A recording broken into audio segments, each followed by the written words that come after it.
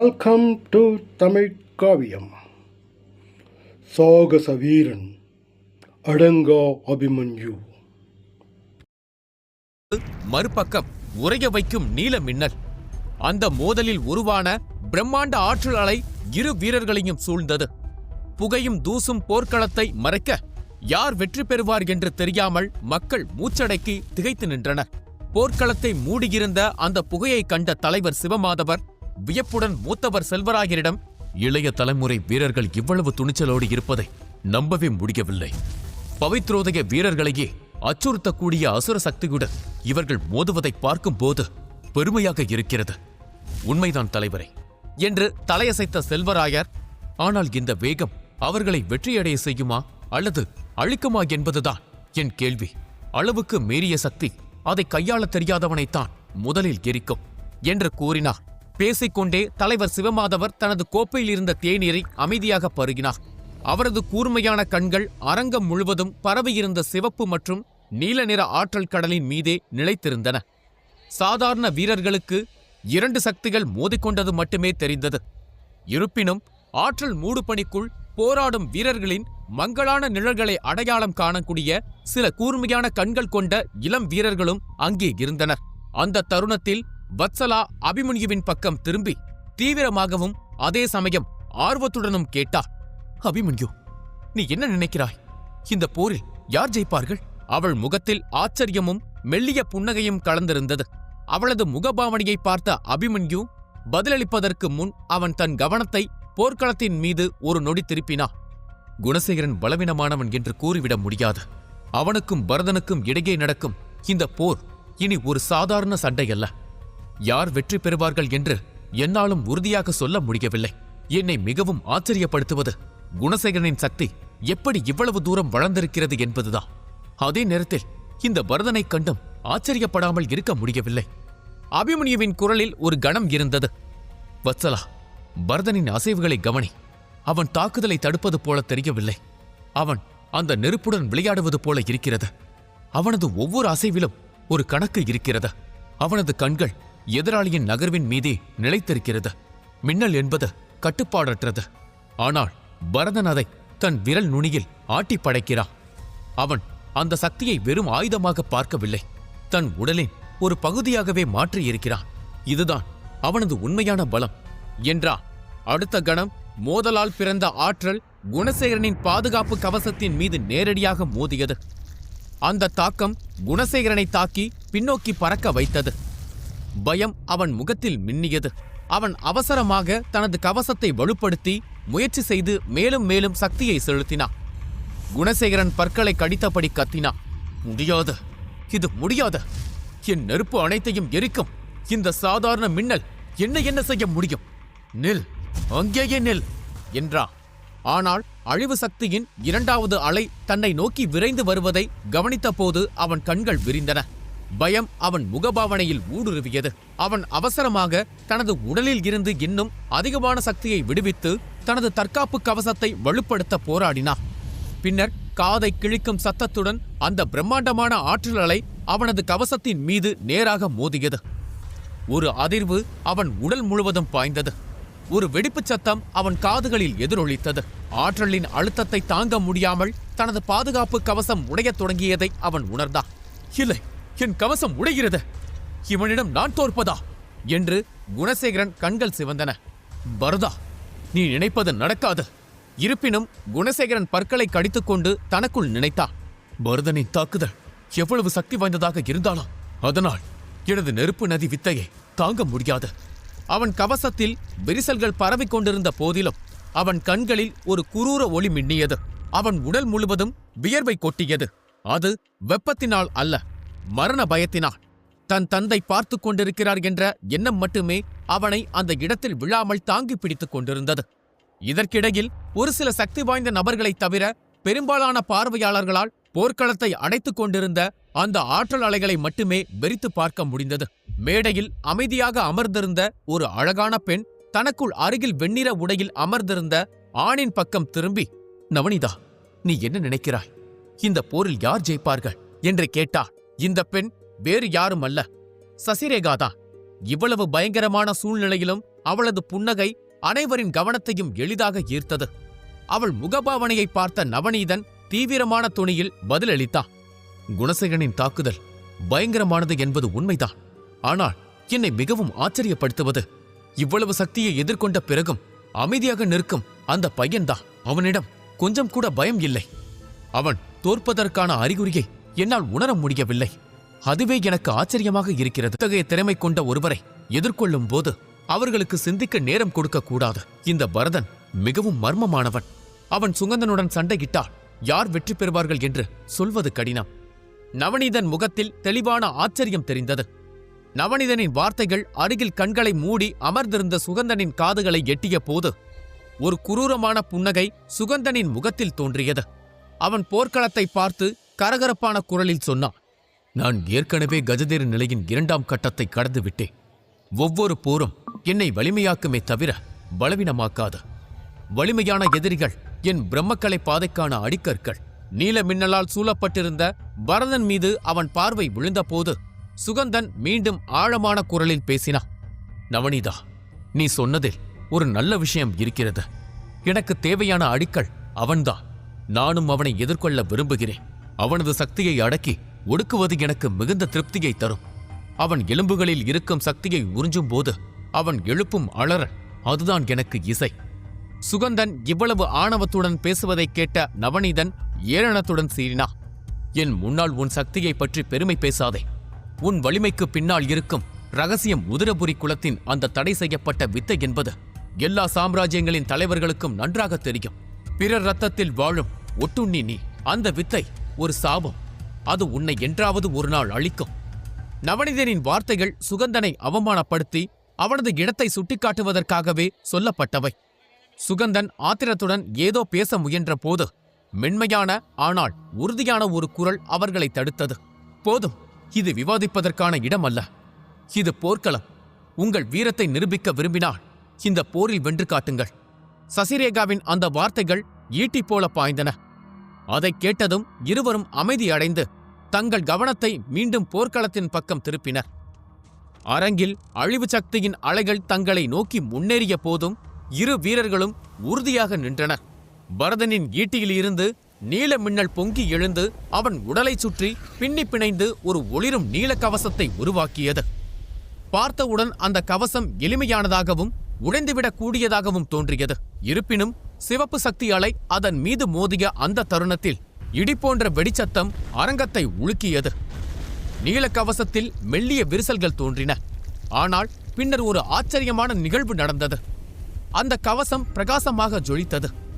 நீல நிற ஒளியால் மின்னியது. குணசேகரன் நம்ப முடியாமல் கத்தினான். சாத்தியமில்லை, என் நெருப்பு மலையையே உருக்கும். இவன் எப்படி நிற்கிறான்? சிவப்பு ஆற்றல் மீண்டும் நீல கவசத்தின் மீது மோதிய போது மற்றொரு பெரிய வெடிப்பு ஏற்பட்டது. ஆனாலும் அனைவருக்கும் அதிர்ச்சி அளிக்கும் வகையில் அந்த கவசத்தில் ஒரு சில ஆழமற்ற கீறல்கள் மட்டுமே தோன்றின. விரைவில் இரு வீரர்களும் மீண்டும் எழுந்து நின்றனர். அவர்கள் உடலிலிருந்து தொடர்ந்து ஆற்றல் வெளியேறிக் கொண்டிருந்ததால் அவர்கள் சிவப்பு மற்றும் நீல ஒளியில் குளித்திருந்தனர். இருப்பினும் போர்க்களம் அவர்களின் எஞ்சிய ஆற்றல்களால் உருவான ஒரு மங்கலான மூடு பனியால் சூழப்பட்டிருந்தது. மேடையில் இருந்த கூர்மையான பார்வையாளர்களால் வித்தியாசத்தை தெளிவாக காண முடிந்தது. பரதனின் முகத்தில் கவலையின் எந்த அறிகுறியும் இல்லை. அதே சமயம் குணசேகரன் மூச்சு திணறிக் கொண்டு சோர்வாக காணப்பட்டார். தனக்கு முன்னால் நிற்கும் கருப்பு உடை அணிந்த வீரனை பார்த்து குணசேகரனின் கண்களில் கோபம் எரிந்தது. தனக்குள் குணசேகரன் உருமினான். அவன் எப்படி உயிர் பிழைத்தான்? ஒரு பவித்ரோதய வீரன் கூட என் தாக்குதலில் இருந்து நழுவ முடியாது. இவன் எப்படி தப்பி பிழைத்தான்? அவன் பிழைத்திருந்தாலும் அவன் சக்தியின் பெரும் பகுதியை இழந்திருக்க வேண்டும். என் அடுத்த தாக்குதல் உன்னை கண்டிப்பாக முடித்துவிடும். இந்த எண்ணங்கள் வார்த்தைகளாக வெளிவராவிட்டாலும் பரதனால் அவற்றை உணர முடிந்தது போல தோன்றியது. அவன் முகத்தில் ஒரு மெல்லிய புன்னகை தோன்றியது. அவன் ஈட்டியின் பிடியை இறுக்கினான். திடீரென பரதனின் கையில் இருந்த ஈட்டி தீவிரமாக ஜொலிக்கத் தொடங்கியது. அவன் முத்திரைகளை உருவாக்க ஆரம்பித்தான். வானத்திலும் தரையிலும் சிதறிக் கிடந்த நீல நிற ஆற்றல் அவனை சுழலத் தொடங்கியது. மெதுவாக திரண்ட சக்தி ஒரு பயங்கரமான சுழலாக மாறி ஒரு மிருகத்தின் வடிவத்தை எடுக்கத் தொடங்கியது. வானத்தில் நிறைந்திருந்த மின்னல்கள் அனைத்தும் அவன் ஈட்டியை நோக்கி வர துவங்கியது. ஒரு மின்னல் சூறாவளியின் மையத்தில் நிற்பதைப் போல பரதன் நின்று கொண்டிருந்தான். அவனது ஒவ்வொரு அசைவும் மரணத்தின் நடனம் போல இருந்தது. இதை பார்த்த தாமா தலைவர் சிவமாதவர் பக்கம் திரும்பி தீவிரமாகச் சொன்னார். தலைவரே, நீங்கள் இந்த போரை நிறுத்த வேண்டும். இது இனி போட்டியாக இருக்காத ஒரு பேரழிவாக இருக்கும். தாமாவின் தீவிரமான துணியைக் கண்டு சிவமாதவர் திகைத்துப் போனார். சண்டை ஒரு சாதாரண போட்டியை தாண்டி வெகு தூரம் சென்றுவிட்டது என்பதை அவரும் புரிந்து கொண்டார். இருப்பினும் துவாரகர் குழுவின் அரங்கில் ஒவ்வொரு போரும் வாழ்வா சாவா போராட்டம். தலைவர் சிவமாதவர் ஒரு மெல்லிய புன்னகையுடன் கேட்டார். ஆச்சாரியரே, இந்த போரில் யார் வெற்றி பெறுவார்கள் என்று நீங்கள் நினைக்கிறீர்கள்? அனைவர் கவனமும் தன் மீது இருப்பதை உணர்ந்தும் தாமா தயக்கமின்றி பதிலளித்தார். இந்த வீரர் பரதன் கையாள்வது சாதாரண வித்தையல்ல. அவனது மின்னல் வீச்சில் நீல நெருப்பு பறவையின் ஆத்மா ஒளிந்திருக்கிறது. அதன் கர்ஜனையே வீரர்களின் இதயத்தை உலுக்கிவிடும். அந்த அளவிற்கு அது சக்தி வாய்ந்தது. விதியால் தேர்ந்தெடுக்கப்பட்ட அபூர்வ வீரர்களுக்கு மட்டுமே இத்தகைய சக்தி கிட்டும். பரதன் உண்மையிலேயே பெரும் அதிர்ஷ்டசாலியும் திறமைசாலியும் ஆவான். ஆனால் தாமா சற்று இடைவெளி விட்டு எச்சரிக்கும் குரலில் தொடர்ந்தார். இந்த தாக்குதல் நேரடியாக பாய்ந்தால் குணசேகரன் உயிர் பிழைப்பது கடினம். இது உலகின் மிக மர்மமான 4 மகா சக்திகளில் ஒன்று. ஒரு பவித்ரோதய வீரன் கூட இதிலிருந்து தப்பிக்க முடியாது. ஆகவே இப்போதே இந்த போரை நிறுத்துவதை புத்திசாலித்தனம். அப்போது அருகில் இருந்த தலைவர் நாகேந்திரன் குரல் இடி முழக்கம் போல ஒலித்தது. சிவமாதவரே, ஒரு தோல்விக்குப் பிறகு ஆச்சாரியர் தாமா எங்களை மிகவும் குறைவாக மதிப்பிடத் தொடங்கிவிட்டார் போலிருக்கிறது. போர் இன்னும் முடியவில்லை. என் மகன் இன்னும் தன் உண்மையான அக்னி சக்தியை வெளிப்படுத்தவில்லை. அந்த மின்னல் பூச்சியை அவன் எப்படி பொசுக்குகிறான் என்று மட்டும் பாருங்கள். தாமா தன் கருத்தை மாற்றிக்கொள்வது நல்லது. இல்லையென்றால் அவர்தான் பின்னர் வெட்கப்பட வேண்டியிருக்கும். தாமாவின் முகத்தில் எரிச்சல் மின்னியது. ஆனால் அவர் நாகேந்திரரின் சீண்டலை புறக்கணித்து விட்டு போரை தொடர்ந்து பார்த்தார். இதற்கிடையில் பெரும் ஆற்றலால் உருவான ஒரு பிரம்மாண்டமான நீல நெருப்பு பறவை ஒன்று போர்க்களத்தில் தோன்றியது. அதன் சிறகுகள் விரிந்து அதில் இருந்து வெளியேறிய நீல ஒளி போர்க்களத்தை மூழ்கடித்தன. சிவப்பும் மஞ்சளும் கலந்த நிறத்தில் பீனிக்ஸ் பறவையை பார்த்த பலருக்கு இந்த நீல பீனிக்ஸ் விசித்திரமாக இருந்தது. அது எதிரியை அழிக்க தயாராக இருந்தது. அந்த பறவையின் கண்கள் கனல் போல ஜொலித்தன. அது சிறகடித்த போது எழுந்த சத்தம் வானமே கிழிவது போன்ற பிரம்மையை கொடுத்தது. இயற்கையின் சீற்றத்தை நேரில் காண்பது போன்ற அச்சம் அனைவர் மனதிலும் பரவியது. அதே நேரத்தில் ஒரு கண்கூசும் சிவப்பு ஒளி வானத்தை நிரப்பியது. நெருப்பால் உருவான ஒரு பிரம்மாண்டமான சிவப்பு பறவை வெளிப்பட்டு போர்க்களம் முழுவதும் தீப்பிழம்புகளை பரப்பியது. அது சிவப்பு நெருப்பு பறவை. நீல பீனிக்ஸும் சிவப்பு பீனிக்ஸும் மோதிக்கொண்டன. இந்த 2 ஆற்றல்களின் சக்தி பிரம்மசக்கர நுட்பம் செயல்படுத்தப்பட்ட போது வெளியான சக்திக்கு நிகராக அங்கு பரவியது. இந்த அழுத்தத்தை உணர்ந்த தலைவர் நாகேந்திரன் பார்வை திடீரென அபிமன்யுவின் பார்வையுடன் சந்தித்தது. இருவரும் ஒருவரை ஒருவர் அமைதியான அதிர்ச்சியில் பார்த்து கொண்டனர். நீல நிற பீனிக்ஸ் பறவையும் சிவப்பு நிற பீனிக்ஸ் பறவையும் போர்க்களத்தில் தோன்றிய அந்த தருணத்தில் அனைவரின் கண்களும் அந்த சக்திகளை கட்டுப்படுத்திய ஆயுதங்களின் மீது திரும்பின. ஒரு பக்கம் ஒரு சிறிய குன்றின் மீது கம்பீரமான ஏறி நின்றான் பரதன். கையில் நீல நிறத்தில் பிரகாசிக்கும் ஈட்டி ஒன்றை பிடித்துக்கொண்டு எதிரே நிற்கும் ஆளை குத்தி கிழிக்கப் போகும் கொலைவெறியுடன் இருந்தான். அதே சமயம் அவனுக்கு நேர் எதிரே நின்று கொண்டிருந்த குணசேகரனின் முகம் கோபத்தாலும் கொடூரத்தாலும் நிறைந்திருந்தது. கொலைவெறி கொண்ட குணசேகரன் தனது உயிரின் அடியாளத்தை தொடும்படி கர்ஜித்தான்.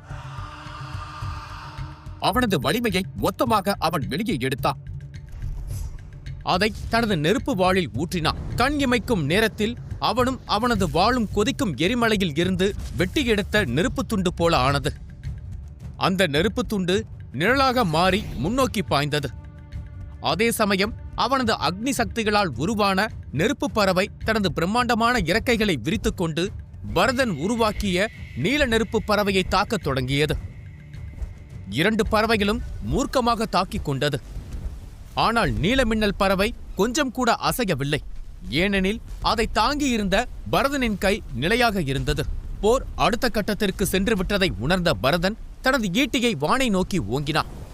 அதே வேகத்தில் வேகமாக கீழே இறக்கினான். வானம் முழுவதும் இடி முழக்கம் எதிரொலித்தது. அந்த சத்தம் அங்கிருந்த அனைவரையும் சுதாரிக்க வைத்தது. அனைவரும் தங்கள் இருக்கையின் நுனிக்கு வந்தனர். அவர்கள் அனைவரும் வேடிக்கை பார்த்து கொண்டிருக்க அவர்கள் கண்முன்னே வானத்தை நீல நிற நட்சத்திரம் ஒன்று கிழித்தது. அது நட்சத்திரம் அல்ல, அது மின்னல் இழைகள். அது வானத்தை கிழித்துக் கொண்டு தரையை நோக்கி பாய்ந்து வந்தது. ஆனால் அது முதலில் தாக்கியது குணசேகரனின் பறவையைத்தான். அந்த மின்னல் கீற்றுக்கள் அக்னி பறவையின் மீது அம்புகள் போல இறங்க துவங்கியது. அதனால் வானமே வெடித்து சிதறி விடுவதைப் போல தோன்றியது. குணசேகரனின் அக்னி பறவை சிதறப்போகிறது என்று அனைவரும் நினைத்தனர். ஆனால் அவ்வளவு பெரிய தாக்குதலை சந்தித்தும் அந்த அக்னி பறவைக்கு எதுவும் ஆகவில்லை.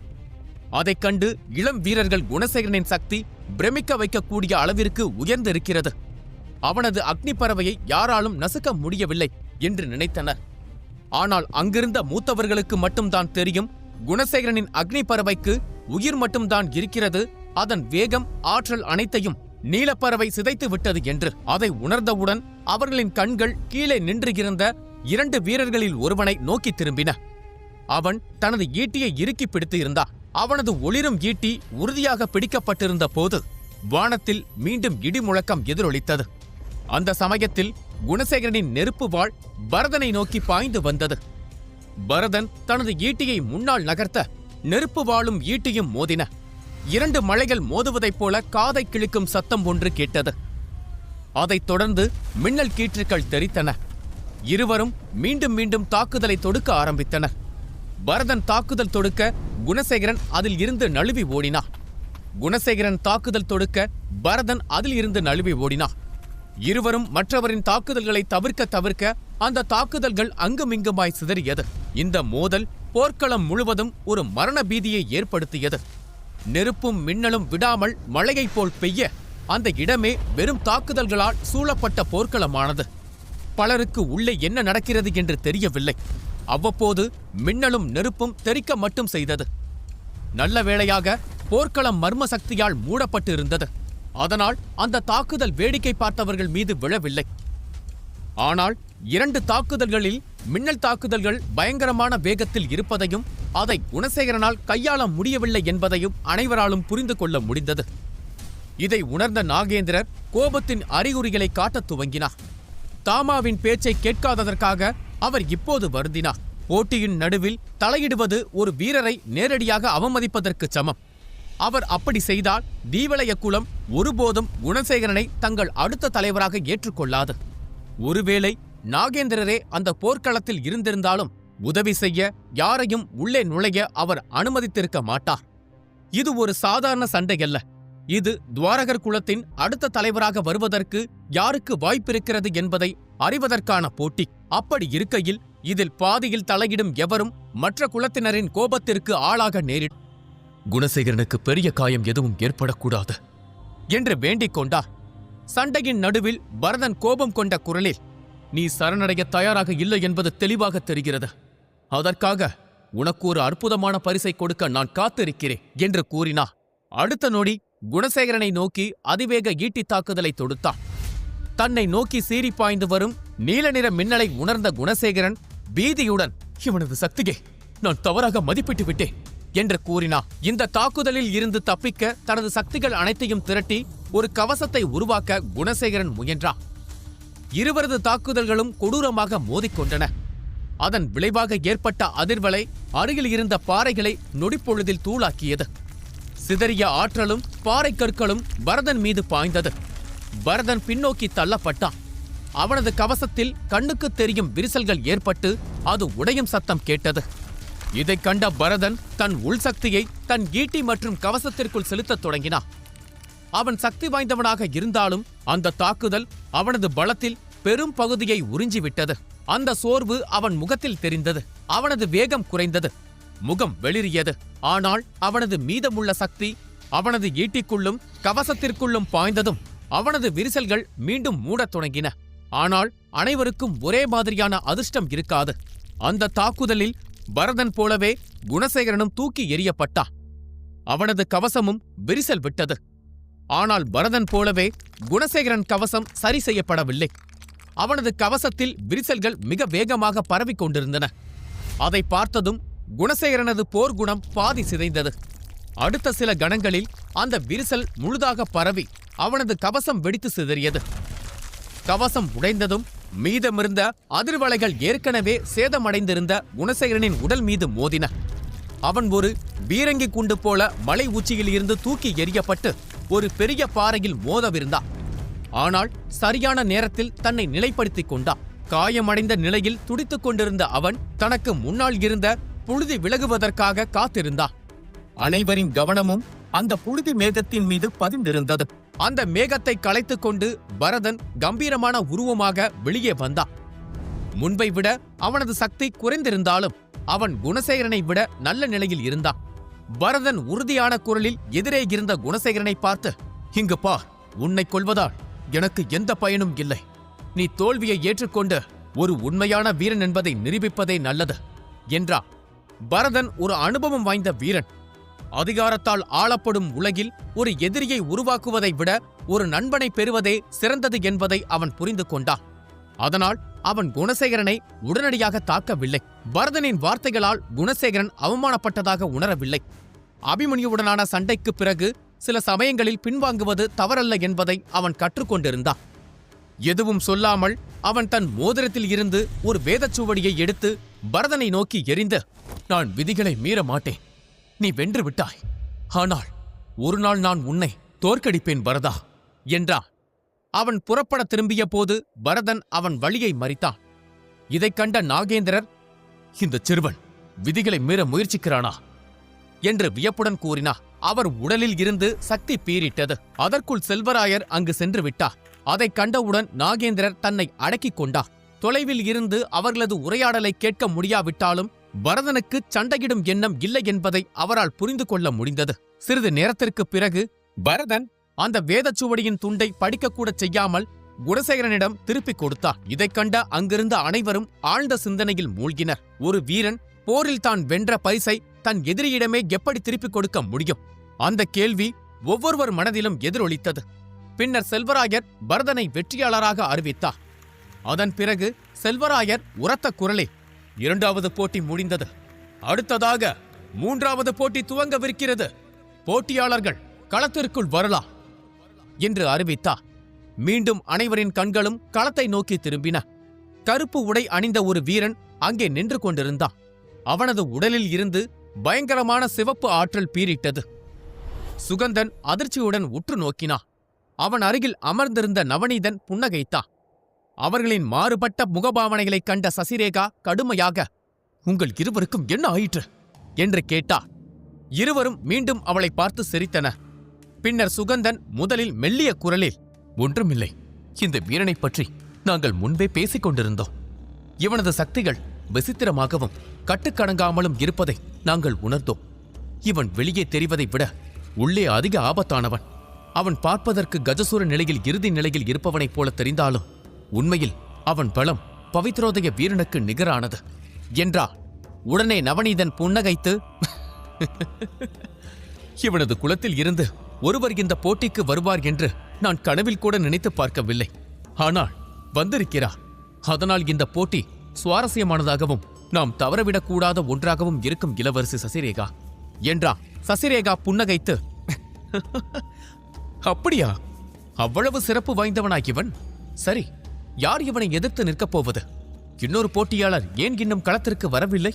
என்று அவள் குழப்பத்துடன் சுற்றி முற்றி பார்த்தாள். அவள் பேசி முடிப்பதற்குள் ஒரு கருப்பு மின்னல் வானத்தை கிழித்துக் கொண்டு பாய்ந்து வந்து ஒரு பாறையை தாக்கியது. புகையும் புழுதியும் கிளம்ப கருப்பு உடையும் அதன் மேல் சிவப்பு அங்கியும் அணிந்த ஒரு இளைஞன் போர்க்களத்தின் மையத்தில் தோன்றினான். அரங்கமே மூச்சடைத்து நின்றது. வத்சலா விரைவாக திரும்பி பார்த்தபோது இவ்வளவு நேரம் அவள் அருகில் அமர்ந்திருந்த அபிமன்யு இப்போது அங்கில்லை. அவன் நொடிப்பொழுதில் மறைந்து விட்டான். அவன் வேகம் வியப்படைய வைத்தது. அவள் மீண்டும் போர்க்களத்தை பார்த்து, "அபிமன்யு, உன் மீது நான் நிறைய நம்பிக்கை வைத்திருக்கிறேன். என்னை ஏமாற்றி விடாதே" என்றார். முக்கியஸ்தர்கள் அமர்வதற்காக அமைக்கப்பட்டிருந்த விருந்தினர் மேடையில் இளவரசிகள், மூத்தவர்கள் என பலர் அமர்ந்திருந்தனர். அங்கு ருக்மிணியும் அவள் அருகே சுகானாவும் அமர்ந்திருந்தனர். அபிமன்யுவின் வீரச் செயல்களை அவள் இந்திரபுரியில் வைத்து பார்த்திருக்கிறார். அதனால் அவனை போர்க்களத்தில் பார்க்கும்போது அவளுக்கு சிரிப்பு வந்தது. அவள் அருகே இருந்த சுகானாவை பார்த்து, "இவனுக்கு கவனத்தை ஈர்க்கும் வித்தை மட்டும் யாரும் சொல்லிக் கொடுக்காமலேயே நன்றாக வருகிறது" என்றாள். ஆனால் சுகானா பதட்டத்துடன், "இளவரசி, அபிமன்யுவின் சக்தி அவனது எதிராளியை விட குறைவாக இருந்தாலும் அவனது வேகம் குறிப்பிடத்தக்கது. ஆனாலும் இந்த ஆட்டத்தில் அபிமன்யு வெற்றி பெறுவான் என்று நான் நினைக்கவில்லை என்றார். சுகானா முகம் தீவிரமாக இருந்தது. அவள் ஒரு அனுபவம் மிக்க போர் தளபதி. போராக இருந்தாலும் சரி, வாழ்வா சாவா என்ற சண்டையாக இருந்தாலும் சரி, பலம் வாய்ந்தவனே பொதுவாக வெற்றி பெறுவான் என்பது அவளுக்கு தெரியும். ருக்மிணி அமைதியாக இருந்தாள். அவள் அபிமன்யுவைப் போல சக்தி வாய்ந்தவள் இல்லை என்றாலும் அபிமன்யு சாதாரண சிறுவன் அல்ல என்பது மட்டும் அவளுக்கு நன்றாக தெரியும். செல்வராயர் போட்டியை துவங்கிவிட்டு தன் இருக்கையில் வந்து அமர்ந்தார். ஆனால் அபிமன்யுவுக்கு எதிரே நின்ற முகமுடி அணிந்த வீரன் அவனை இப்போது பயமுறுத்த ஆரம்பித்தான். அபிமன்யுவின் முன்னே இருந்த கருப்பு உடை அணிந்த அந்த மர்ம வீரன் ஒரு பயங்கரமான சிரிப்பை வெளிப்படுத்தினான். ரத்தம் போன்ற செஞ்சிவப்பு ஆற்றல் அவன் உடலில் இருந்து பீறிட்டு வெளியே பாய்ந்தது. அதைக் கண்டு அனைவரின் கண்களும் அதிர்ச்சியில் விரிந்தன. காய்ந்த ரத்தத்தின் துர்நாற்றம் காற்றில் பரவியது. சிவமாதவர் பதற்றத்துடன், ஏதோ தவறு இருக்கிறது என்றார். பின்னர் அவர் பார்வை அருகே இருந்த செல்வராயர் பக்கம் திரும்பியது. இந்த வீரன் எந்த பிரிவைச் சேர்ந்தவன்? அவனுக்கு எதிராக இறங்கிய மர்ம வீரன் கருப்பு உடை அணிந்து யாராலும் கணிக்க முடியாத, அதே நேரத்தில் ஆர்வத்தை தூண்டக்கூடியவனாக இருந்தான். இறங்கிய நொடியே அவன் பலரது கவனத்தை ஈர்த்தான். சிவமாதவர் போன்ற மூத்தவர்களே அவன் மீது ஆர்வம் கொண்டனர். அந்த மர்ம வீரன் தனது சக்திகளை வெளிப்படுத்த தொடங்கிய போது அந்த ஆற்றல்கள் அரங்கம் முழுக்க பரவ ஆரம்பித்தது. காய்ந்த ரத்தத்தின் துர்நாற்றம் காற்றை நிரப்பியது. இதைக் கண்ட அபிமன்யு அதிர்ச்சியில் கண்களை அகல விரித்தான். யார் இவன்? இவனிடம் இருந்து ஏன் விசித்திரமான சக்தி வருகிறது என்று தனக்குள்ளேயே நினைத்துக் கொண்டான். அபிமன்யு மேலும் யோசிப்பதற்குள் அந்த மர்ம வீரன் தன் கைகளால் முத்திரைகளை உருவாக்கத் தொடங்கினான். திடீரென்று முழு அரங்கமும் ஒரு சிவப்பு புகையால் சூழப்பட்டது. இதைக் கண்ட சிவமாதவரும் தாமாவும் அதிர்ச்சி அடைந்தனர். யார் இந்த போர் வீரன்? இவனது சக்தி முழு அரங்கத்தையும் மறைக்கிறது என்றால் இவன் கஜசூர நிலையில் இருக்க வாய்ப்பில்லை. இவன் பவித்ரோதய வீரனா என்று அதிர்ச்சி அடைந்தனர். சிவமாதவர் செல்வராயரை பார்த்து, செல்வராயரே, இந்த போர் வீரன் எந்த பிரிவைச் சேர்ந்தவன் என்று கேட்டார். அவரது குரலை கேட்டு மேடையில் அமர்ந்திருந்த அனைத்து மூத்தவர்களும் தங்கள் பார்வையை செல்வராயர் பக்கம் திருப்பினர். செல்வராயர் மெல்லிய குரலில் சிவமாதவரை பார்த்து, தலைவரே, இவன் சக்தி வாய்ந்த உதிரபுரி பேரரசின் வேதாள குலத்தை சேர்ந்தவன் என்றார். அவரது குரல் அமைதியாக ஒலித்தாலும் அவரது வார்த்தைகள் அங்கிருந்த அனைவரின் காதுகளிலும் விழுந்தன. அப்போது தாமா தீவிரமான குரலில், சிவமாதவரே, உதிரபுரியை சேர்ந்தவர்கள் உங்கள் பிரிவின் போட்டியில் பங்கேற்க அனுமதிக்கப்படுகிறார்களா என்று கேட்டார். அவரது தொனி தீவிரமாக இருந்தது. உண்மையில் துவாரகர் குலம் என்ற இந்த சிறிய குலத்திற்கான போட்டிக்குள் உதிரபுரி போன்ற பெரிய ராஜ்யத்தை சேர்ந்தவர்கள் வருவார்கள் என்று தாமா நினைக்கவில்லை. உண்மையில் சிவமாதவரும் அதை எதிர்பார்க்கவில்லை. நமது குலத்தின் பெயர் இவ்வளவு தூரம் சென்று இருக்கிறதா என்று அவர் ஆச்சரியப்பட்டார். அதே நேரத்தில் பதட்டமும் கொண்டார். பின்னர் அவர் தாமாவை பார்த்து, எங்கள் குல போட்டிக்கு கட்டுப்பாடு என்று ஒன்று இல்லை. அதற்கு காரணம், இது வெளியே யாருக்கும் தெரிந்திருக்க வாய்ப்பில்லை. இங்கு வந்திருக்கும் அனைவரும் அருகருகே இருக்கும் குளங்கள் பிரிவுகளைச் சேர்ந்தவர்கள். உண்மையில் உதிரபுரியில் இருந்து ஒருவர் வருவார் என்றே நாங்கள் யோசிக்கவில்லை தாமா அவர்களே. ஆனால் அவர்கள் இதில் பங்கேற்று இருக்கிறார்கள் என்றால் அது ஒன்றே ஒன்றைத்தான் குறிக்கிறது. அவர்கள் மீண்டும் தங்கள் அதிகாரத்தை விரிவுபடுத்த முயற்சிக்கிறார்கள். அதன் அர்த்தம் என்னவென்று என்னை விட உங்களுக்கு நன்றாகவே தெரியும் என்றார். சிவமாதவர் குரலில் பதட்டமும் கவலையும் தெரிந்தது.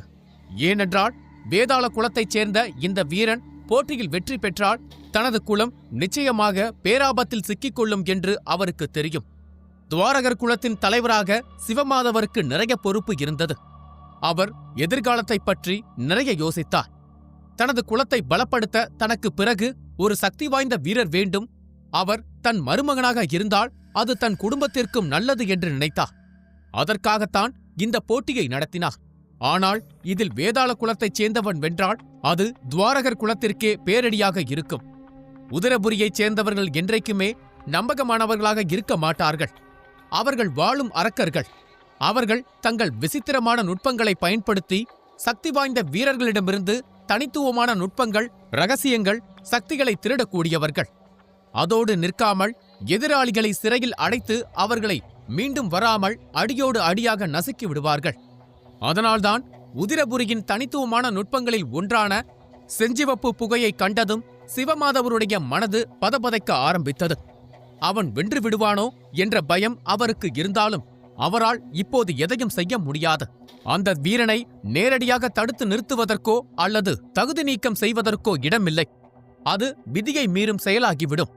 பின்னர் அதை காரணமாக வைத்து உதிரபுரி அவர்களை தாக்க துணியலாம். சிக்கலில் மாட்டிக்கொண்டோம் என்பதை உணர்ந்த சிவமாதவர் கோபத்தில் கையில் இருந்த மதுக்கோப்பையை நசுக்கி உடைத்தார். அதில் இருந்த மது அவரது விரல்களுக்கு இடையில் வழியத் தொடங்கியது. பிறகு சிவமாதவர் கோபத்துடன், "செல்வராயரே, இவன் பெயர் என்ன?" என்று கேட்டார். இதைக் கேட்ட செல்வராயர், "அவன் ஒரு பவித்ரோதய வீரன். அவன் பெயர் நகுலன். அவன் உதிரபுரி பேரரசின் வேதாள குலத்தில் மூத்தவர்களுக்கு அடுத்த நிலையில் ஒரு உயர் பதவியில் இருக்கிறான்" என்று பதில் அளித்தார். இதைக் கேட்டவுடன் மேடையில் அமர்ந்திருந்த சிலரின் முகத்தில் கலக்கம் தெரிந்தது. மறுபுறம் நாகேந்திரர் மனதிற்குள் மகிழ்ச்சி கொழுந்துவிட்டு எரிந்தது. அவர் ஒரு கொடூரமான புன்னகையுடன், "சிவமாதவரே, இப்போது நீங்கள் என்ன செய்ய போகிறீர்கள்? போட்டியை நிறுத்தப் போகிறீர்களா? ஆனால் அப்படி செய்தால் சக்தி வாய்ந்த பிரிவுகளை உங்கள் எதிரிகளாக்கி விடுவீர்கள் என்பதை மறக்காதீர்கள்" என்றார். இதைக் கேட்ட சிவமாதவர் குளிர்ந்த குரலில், "நாகேந்திரரே, என்ன அளவு கடந்த மகிழ்ச்சியாக இருக்கிறீர்கள்? உங்கள் மகிழ்ச்சியை பார்த்தால் நீங்களே இவர்களை அழைத்திருப்பீர்கள் போல" என்று கேட்டார். அவர் பேசும்போது அவரது பார்வையில் நெருப்பு தெரிந்தது. அவர்களுக்கு இடையே பதற்றம் அதிகரிப்பதைக் கண்ட தாமா அதை தணிக்க முயன்றார். "நாகேந்திரரே, உங்களுக்கு ருத்ரன் மீது கோபம் இருப்பது எனக்கு தெரிகிறது. ஆனால் நீங்கள் அவனை குறைத்து எடை போடுகிறீர்கள். அவனை தோற்கடிப்பது எளிதல்ல. உண்மையில் யாரை எதிர்த்து போராடப் போகிறோம் என்று தெரியாத அந்த நகுலனைப் பற்றிதான் நாம் கவலைப்பட வேண்டும். ஏனென்றால் உதிரபுரி பேரரசின் இந்த வீரன் இந்த போட்டியிலிருந்து உயிருடன் வெளியேற மாட்டான்" என்றார். அபிமன்யு உதிரபுரியை எவ்வளவு ஆழமாக வெறுக்கிறான் என்பது தாமாவிற்கு நன்கு தெரியும். அபிமன்யுவின் கோபம் நகுலனை கொல்லும் அளவிற்கு செல்ல வாய்ப்பிருக்கிறது என்பதையும் தாமா அறிவார். அதுதான் அவரை கவலைப்பட வைத்தது. அவன் நகுலனை கொன்றால் அடுத்து அவன் மகாவஜ்ர போட்டிக்கு செல்லும் போது அவன் மீது இருக்கும் பகை அதிகமாகும். அங்கு இன்னொரு வேஷத்தை போட்டுக்கொண்டு அவனால் போக முடியாது. ஏற்கனவே அபிமன்யுவில் இருந்து அவன் ருத்ரனாக மாறி இருக்கிறான். அடுத்து இன்னொரு வேடம் என்பது இதை மேலும் மேலும் சிக்கலாக்குவதாக இருக்கும். அதோடு அதற்கு வாய்ப்பும் இல்லை. மகாவஜ்ர போட்டியில் கலந்து கொள்ள ஏதாவது ஒரு குலத்தை பிரதிநிதித்துவப்படுத்த வேண்டும். இப்போது அபிமன்யு ருத்ரன் என்ற பெயரில் ஆகாச குலத்தின் தலைவனானால் மகாவஜ்ர போட்டியில் கலந்து கொள்ள வாய்ப்பு கிடைக்கும். இல்லையென்றால் அவன் எந்த அடையாளத்தோடு கலந்து கொள்ள முடியும்? அந்த கவலை தாமாவிற்கு அதிகம் இருந்தது. அந்த கவலையோடு அவர் போட்டியில் கவனம் செலுத்தினார்.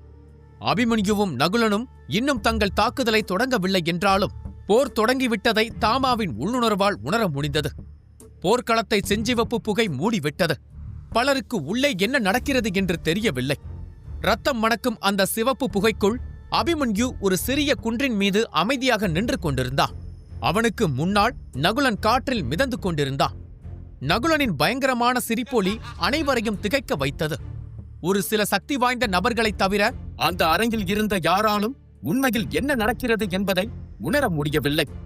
பிறகு நகுலன் உரத்த குரலில், "சிறுவனே, என் சக்திகளிடமிருந்து நீ எப்படி தப்பிக்கிறாய் என்று பார்ப்போம்" என்று கத்தினான். அவன் இதை சொன்னதும் அவனது கைகளில் இருந்து ரத்தம் போன்ற ஆற்றல்கள் பீரிட்டு வெளியேறியது. அது அந்த புகையுடன் கலந்து மேலும் மேலும் வலிமை பெற்றது. அடுத்த கணம் நகுலன் அந்த புகைக்குள் மறைந்து போனான். நகுலன் மறைந்ததை பார்த்ததும் அபிமன்யுவின் நெற்றியில் கவலை தோன்றியது. "இந்த புகை எனது ஆற்றலுக்கு எட்டாத ஒன்றாக இருக்கிறது. இதற்குள் அவன் எங்கு மறைந்திருக்கிறான், எப்படி தாக்குகிறான் என்பதையே என்னால் கணிக்க முடியவில்லை. இது இப்படியே தொடர்ந்தால் நான் பெரும் சிக்கலில் மாட்டிக்கொள்வேன். இந்த புகை வலையை நான் விரைவாக உடைத்தெறிய வேண்டும். இல்லையென்றால் போட்டி தொடங்குவதற்கு முன்பே நான் தோற்று விடுவேன்" என்று நினைத்துக் கொண்டான். அவன் மேலும் சிந்திப்பதற்குள் ஒரு சக்தி வாய்ந்த தாக்குதல் அவனை நோக்கி வருவதை அவனால் உணர முடிந்தது. வேடிக்கை பார்ப்பவர்களைப் பற்றி கவலைப்படாமல் அபிமன்யு கத்த ஆரம்பித்தான். "நீ ஒளிந்து கொண்டு சண்டையிட விரும்பினால் அதைத் தரவும் நான் தயாராக இருக்கிறேன் நகுலா" என்று கத்தினான். அதன் மூலம் எதிராளியின் பெயர் தனக்கு தெரியும் என்பதை அந்த கூட்டத்திற்கும் நகுலனுக்கும் அபிமன்யு அறிவித்தான். அது அவன் நகுலனை விட ஒரு அடி முன்னால் இருக்கிறான் என்று அனைவரையும் நம்ப வைக்கும். அவன் பேசிக்கொண்டே தன் மோதிரத்தில் இருந்து ஒரு பொன் ஈட்டியை வெளியே எடுத்தான். அந்த செஞ்சிவப்பு புகை மூட்டத்திற்குள் அவனது ஈட்டி வெள்ளை நிறத்தில் ஒளிரத் தொடங்கியது. அந்த ஒளி மிகவும் தீவிரமாக இருந்ததால் புகையை தாண்டி அந்த ஒளி வெளியே தெரிந்தது. அனைவராலும் ஒளியை பார்க்க முடிந்தது. ஆனால் அந்த பொருள் என்னவென்று சொல்ல முடியவில்லை. இருப்பினும் அது கொண்டிருந்த அபரிமிதமான சக்தியை அவர்களால் தெளிவாக உணர முடிந்தது. நேரத்தை வீணாக்காமல் அபிமன்யு தன் உடலுக்குள் இருந்த கருமின்னல் சக்தியை அந்த ஈட்டிக்குள் இறக்கினார். வானத்தில் கருமேகங்கள் திரண்டன. இதை பார்த்ததும் அரங்கில் இருந்த அனைவரின் முகபாவனைகளும் மாறின. போர் உண்மையாகவே தொடங்கிவிட்டது என்பதை அனைவரும் உணர்ந்தனர். பின்புறத்தில் இருந்து மற்றொரு தாக்குதல் தொடுக்கப்படுவதை அபிமன்யு உணர்ந்தார். ஆனால் எதிர்த்தாக்குதல் தொடுக்கும் முன் இந்த இரத்தப் புகையை அகற்றியாக வேண்டும். இல்லையென்றால் பெரும் ஆபத்தில் சிக்குவோம் என்பதை அவன் புரிந்து கொண்டான். தாமதிக்காமல் அவன் கருமின்னல் சக்தியை திரட்டி அதை ஈட்டியில் புகுத்தி சுழற்ற ஆரம்பித்தான். வெளியே வேடிக்கை பார்த்து கொண்டிருந்த வீரர்களுக்கு செஞ்சிவப்பு புகை மட்டுமே தெரிந்தாலும் அதற்குள் ஆயுதங்கள் மோதிய சத்தமும் கேட்டது.